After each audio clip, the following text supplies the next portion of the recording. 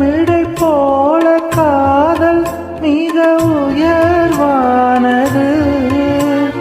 திருக்குறள் போல அது நீடு வாழ்வது.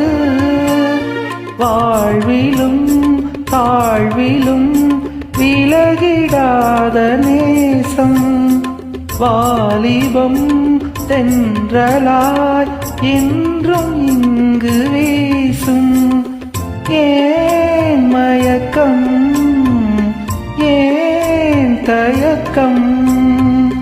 கண்ணேவா இங்கே நிலவு தூங்கும் நேரம். நினைவு தூங்கிடாது, இரவு தூங்கினாலும் உறவு தூங்கிடாது. இது ஒரு தொடர்க